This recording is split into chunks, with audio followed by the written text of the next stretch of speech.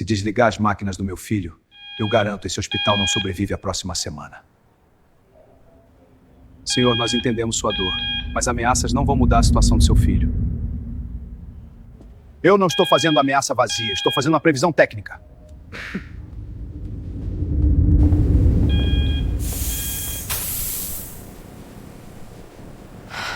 Atenção, sobrecarga detectada no setor B. Redistribuição automática falhou.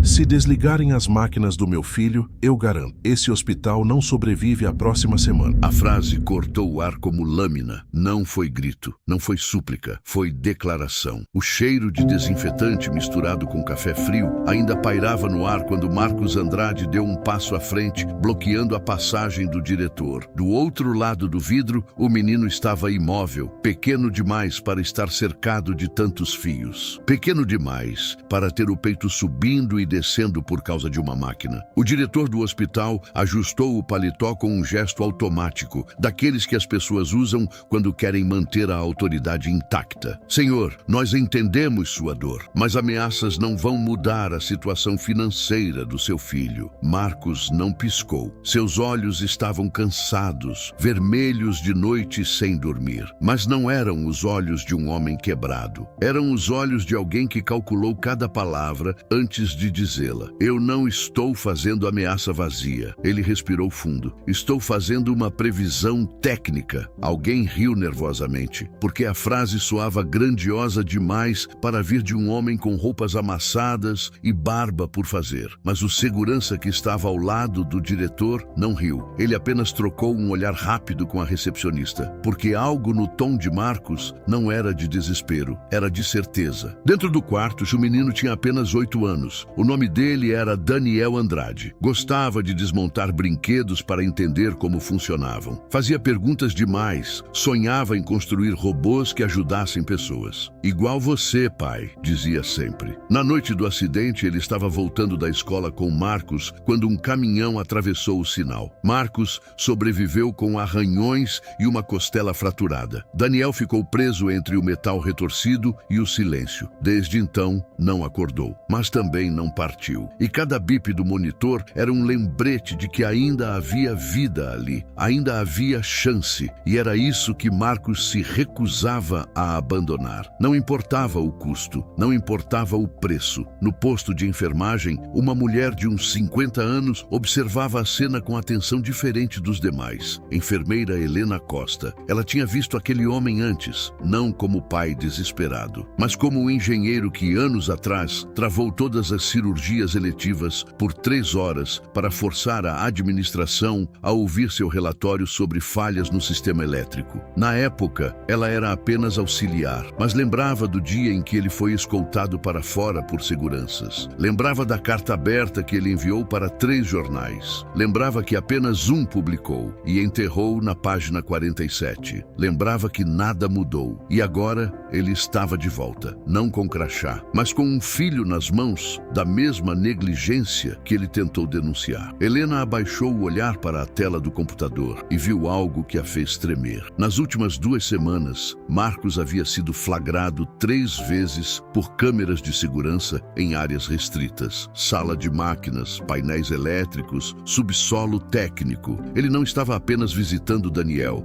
ele estava mapeando o hospital e ninguém tinha percebido, exceto ela. O senhor já está com a conta atrasada há 4 dias, disse o diretor, agora menos paciente, tentando retomar controle da situação. O hospital não pode assumir esse custo indefinidamente. E, francamente, ameaças dramáticas não vão. O módulo 3 está operando a 63% da capacidade nominal, interrompeu Marcos com voz calma. O backup externo tem manutenção vencida há 21 dias. E o sistema de redistribuição automática foi desativado manualmente há 6 meses para economizar energia. O corredor ficou em silêncio. O diretor piscou, confuso. Como diabos você? Porque eu projetei esse sistema. Agora ninguém ria. O diretor abriu a boca, mas não saiu som. Marcos continuou, cada palavra caindo como martelo. Meu nome é Marcos Andrade, engenheiro-chefe do projeto Hélios. Eu desenvolvi o sistema energético inteligente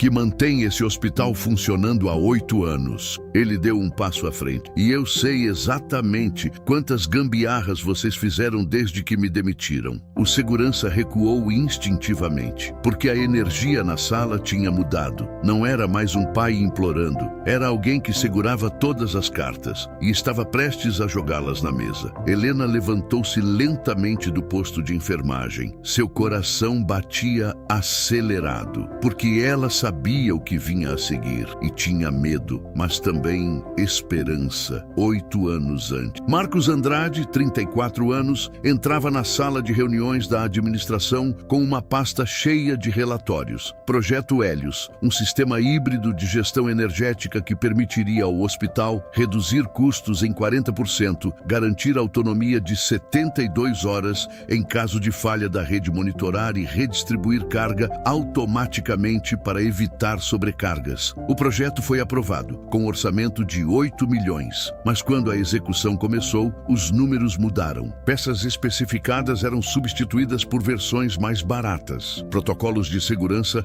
eram simplificados. Testes essenciais eram adiados. E quando Marcos questionou, foi chamado de alarmista. Quando insistiu, foi chamado de difícil. Quando documentou tudo e enviou para a diretoria, foi chamado de desleal. 3 semanas depois, foi demitido por incompatibilidade com a cultura organizacional. Ele tentou denunciar publicamente, mas um hospital com bons advogados e má imprensa consegue enterrar muita coisa. Marcos jurou nunca mais voltar. Arrumou emprego em outra cidade, reconstruiu a vida, teve um filho e tentou esquecer. Até que o acidente aconteceu e o único hospital com UTI pediátrica disponível era aquele. O destino tem senso de ironia cruel. As luzes piscaram, rápido, quase imperceptível para olhos destreinados. Mas Marcos viu e reconheceu. Padrão de sobrecarga em cascata. Ele olhou para o relógio na parede. 14h17. Em aproximadamente 40 minutos, disse ele, alto o suficiente para o diretor ouvir. Vocês vão ter a primeira falha parcial. O diretor revirou os olhos. Senhor Andrade, por favor, não. 15 minutos depois, o sistema vai tentar compensar. E vai falhar de novo, com mais intensidade. Marcos olhou diretamente nos olhos dele. E se nada for feito até às 15h30, o hospital inteiro vai para o backup manual, que, como eu disse, está com manutenção vencida. Isso é ridículo, murmurou alguém na multidão. Marcos pegou o celular, mostrou a tela. Era uma planilha, com horários, padrões de consumo, picos de carga. Eu estou monitorando esse sistema há 2 semanas, disse ele, desde o dia em que trouxe meu filho, porque eu sabia que algo assim aconteceria. Ele guardou o celular. E vocês têm 2 opções, me ouvir agora ou me ouvir quando as luzes apagarem de verdade. O diretor abriu a boca para responder, mas foi interrompido por um som, um bip agudo vindo do sistema de som do hospital. Depois, a voz mecânica do sistema de emergência. Atenção, sobrecarga detectada no setor B, redistribuição automática, falhou. Marcos não disse, eu avisei. Não precisava. O silêncio fez isso por ele. Na recepção, uma mulher de jeans e blusa social mostrava credencial de imprensa pela 3ª vez. Júlia Ramos, repórter investigativa do Correio Nacional. Ela estava ali porque recebeu uma denúncia anônima 3 dias antes. Um áudio. Voz feminina. Se você quer saber por que os hospitais públicos estão quebrando, comece investigando o Hospital São Lucas. Procure pelo nome, Marcos Andrade. Júlia pesquisou. Encontrou a história antiga, o engenheiro demitido, as denúncias arquivadas. E então descobriu. Ele tinha um filho internado ali. Ela não acreditava em coincidências. Pediu entrevista com a administração. Foi ignorada. Então, decidiu ir pessoalmente. E agora, ouvindo o alerta do sistema de som, ela soube que estava no lugar certo, na hora certa. Ligou a câmera do celular e começou a gravar. Dentro do quarto de Daniel, o monitor começou a apitar irregularmente. A equipe médica entrou às pressas. Marcos tentou seguir, mas o segurança o bloqueou. Senhor, por favor, deixe os médicos. Tire a mão de mim! A voz de Marcos ecoou. Não era mais calma, era desespero puro, porque nada importava. Nem o hospital, nem o sistema, nem a vingança. Só Daniel. As luzes piscaram novamente, mais forte. Por 3 segundos, o hospital hospital mergulhou em penumbra. Gritos ecoaram pelos corredores. Equipamentos apitaram. Quando a energia voltou, o diretor estava pálido, suando. O hospital inteiro havia sentido. E então Marcus disse, com uma calma aterradora: "Isso foi só o primeiro aviso." A voz dele estava quebrada, mas firme. "Da próxima vez vai durar mais. E nem todos os equipamentos vão voltar sozinhos." Ele olhou para o diretor. "Ainda acha que estou blefando?" O médico-chefe, doutor Renato, se aproximou de Marcus, longe dos ouvidos do diretor. "Senhor Andrade, eu sei quem você é. Eu estava no hospital quando você foi demitido." Marcus o encarou, surpreso. "E eu sei o que você pode fazer", continuou o doutor Renato, a voz baixa. "Mas preciso ser honesto com o senhor." Ele hesitou. "Se houver uma nova oscilação mais forte e precisarmos escolher onde manter energia..." Marcus sentiu o estômago apertar. "Priorizaremos a ala pediátrica. Protocolo de emergência. Mas isso significa desligar temporariamente o suporte de outros setores." Silêncio pesado. "A UTI adulta do 3º andar", completou o médico, olhando para baixo. "São 6 pacientes críticos, idosos, sem os ventiladores." Ele não precisou terminar a frase. Marcus fechou os olhos. Sentiu algo horrível subindo do fundo do peito. Alívio. Por um segundo maldito, ele sentiu alívio de que seu filho seria priorizado, de que se alguém tivesse que morrer, não seria Daniel. E então veio a vergonha. Ardendo, porque aquelas 6 pessoas também tinham famílias, também tinham alguém esperando, alguém rezando, alguém segurando a mesma esperança frágil que ele segurava. E ele, parte dele, estava disposto a sacrificá-las. Marcus abriu os olhos, náusea subindo. "Quanto tempo eu tenho?" perguntou a voz rouca. "Se você puder estabilizar até às 15h30, eu vou estabilizar", interrompeu Marcus. "Ninguém vai morrer hoje." O médico assentiu e saiu, mas Marcus ficou ali, olhando para o próprio reflexo no vidro e vendo pela primeira vez o monstro que o desespero pode criar. As portas do elevador se abriram com urgência. 2 homens de terno entraram, acompanhados por uma assistente que falava rápido ao telefone. Fundação Pérola Investimentos. Eles tinham comprado 40% da dívida do hospital 6 meses antes. E agora estavam ali porque o sistema de monitoramento remoto que haviam instalado disparou alarmes críticos. "Onde está o responsável técnico?" perguntou o mais velho, ignorando completamente o diretor. "Eu sou o diretor administrativo, posso?" "Eu perguntei pelo responsável técnico", repetiu o homem, impaciente. "Quem projetou o sistema Hélios?" O diretor hesitou. Marcus deu um passo à frente. "Ele está aqui." Os 2 investidores viraram-se. "Você é Marcus Andrade?" "Sou." O homem mais velho estendeu a mão. "Fernando Pérola, precisamos conversar. Urgente." E pela primeira vez, desde que tudo começou, o poder mudou de mãos. Enquanto os investidores conversavam com Marcus, Helena se aproximou discretamente de Júlia, que gravava tudo de longe. "Você está aqui pela denúncia, não está?" Júlia virou-se, surpresa. Helena continuou, voz baixa, mas firme. "Fui eu quem ligou." A jornalista abriu os olhos, mas Helena levantou a mão. "Não agora. Só registre tudo, porque se ele conseguir salvar esse hospital..." Ela olhou para Marcus. "Eles vão tentar enterrar isso de novo, como fizeram antes." Júlia assentiu e aumentou o zoom da câmera. Fernando Pérola colocou um tablet na frente de Marcus. Era um relatório financeiro. Hospital São Lucas. Projeção de falência em 90 dias. "Nós compramos parte da dívida porque acreditávamos no projeto Hélios", disse Fernando, "mas descobrimos que ele nunca foi concluído. E as adaptações feitas são uma bomba relógio." Marcus olhou os números. Viu o buraco. Viu a negligência acumulada. Viu anos de escolhas erradas levando ao colapso inevitável. "Eu posso consertar isso", disse Marcus, finalmente. "Mas não do jeito que eles querem." Fernando se inclinou. "Explique." "O sistema precisa de um reset completo. Temporário, mas total. Isso significa transferir todos os pacientes críticos para geradores portáteis por aproximadamente 40 minutos,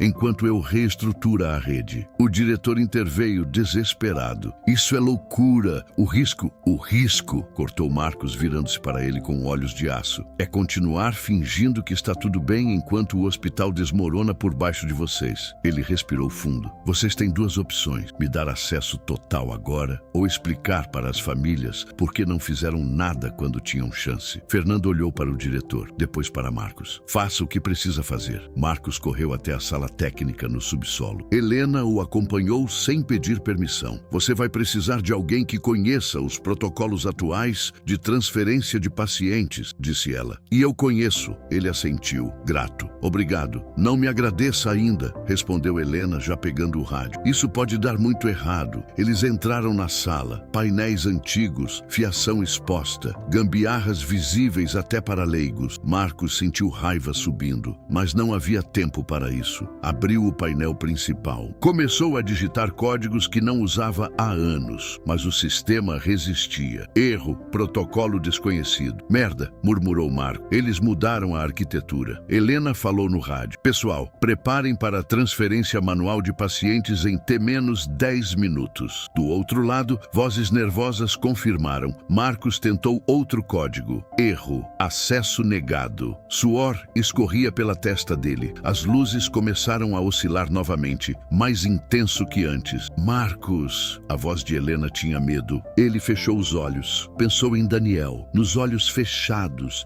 na mão pequena, na promessa que fez na noite do acidente. Eu vou te trazer de volta, não importa o que custe. E digitou o último código que restava. O código mestre. Aquele que ele jurou nunca mais usar, porque sabia o que aconteceria se falhasse. A tela piscou, depois ficou preta. Silêncio absoluto. O hospital inteiro mergulhou na escuridão. Gritos ecoaram. Alarmes dispararam. No quarto de Daniel, o monitor plano emitiu um bip longo. Linha reta. Mas antes que alguém pudesse reagir, os geradores portáteis assumiram. Um por um, coordenados, como Helena havia organizado. O monitor voltou. Bip, bip, bip. Daniel estava vivo, assim como os 6 pacientes do terceiro andar, assim como todos os outros, porque Helena e sua equipe fizeram em 10 minutos o que deveria ter sido preparado com horas de antecedência. Mas funcionou. Na sala técnica, a tela preta piscou, depois acendeu, verde. Sistema Hélios, modo seguro ativado, executando o diagnóstico completo, redistribuindo carga, estabilização em progresso. Marcos segurou o console tremendo. Helena colocou a mão no ombro dele. Você conseguiu. As luzes do hospital começaram a voltar. Não todas de uma vez, mas setor por setor, calculado, seguro. E então, na tela, Sistema Hélios Online. Operação nominal restaurada. Bem-vindo de volta, Engenheiro Andrade. Marcos leu a última linha 3 vezes, porque ele tinha programado aquela mensagem 8 anos antes, quando ainda acreditava que voltaria como herói, não como pai desesperado, mas a vida tem seus próprios planos. A voz que atravessa a escuridão. No quarto, algo mudou. Os médicos não viram. As enfermeiras não perceberam de imediato, mas os dedos de Daniel se mexeram, levemente, depois mais. Porque mesmo na escuridão do coma, ele ouviu, não as palavras, mas o tom, aquele tom que ele conhecia desde sempre. O tom de quando o pai consertava o aspirador quebrado. O tom de quando explicava como funcionava o motor do carro. O tom de quem não desiste, nunca. E algo no fundo do abismo, onde Daniel flutuava, puxou ele de volta, só um pouco, mas o suficiente para abrir os olhos. Quando Marcos voltou correndo ao quarto, ainda sujo de graxa e suor, o médico estava ao lado da cama com expressão de choque. Senhor Andrade, eu não sei como explicar, mas... Marcos parou na porta, congelou, porque viu os olhos de Daniel, abertos, não totalmente focados ainda, mas abertos, e olhando diretamente para ele. Daniel, a voz quebrou completamente.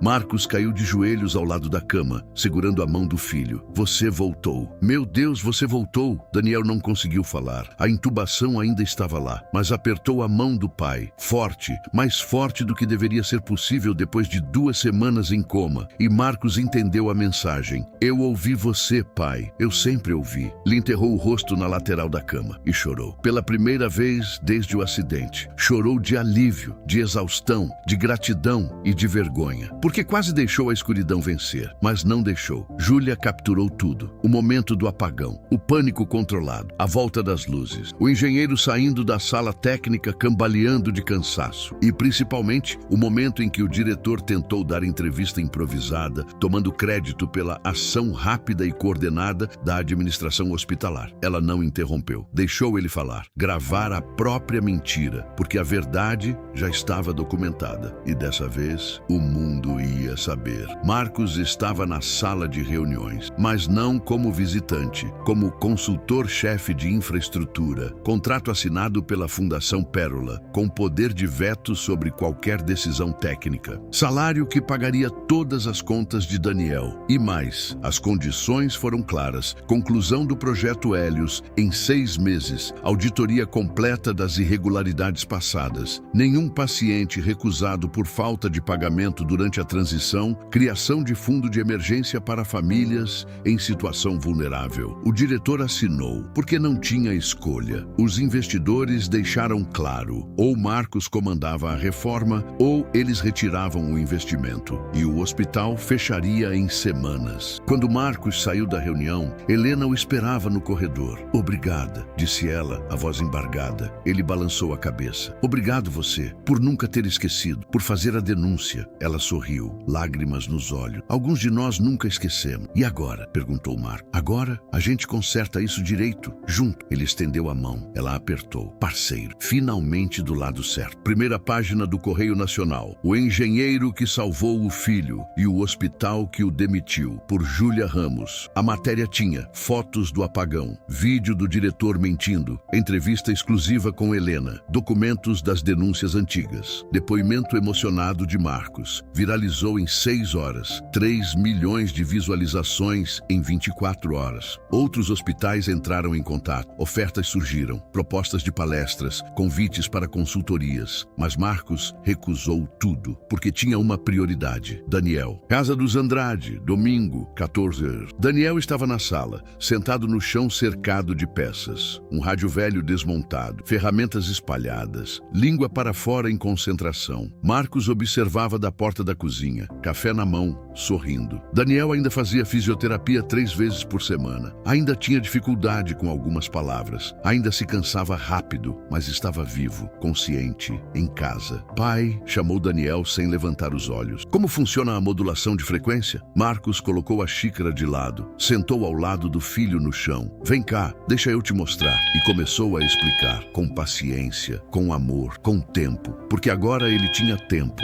Tempo que quase perdeu. Tempo que quase desperdiçou em raiva, mas que recuperou, segundo por segundo, bip por bip.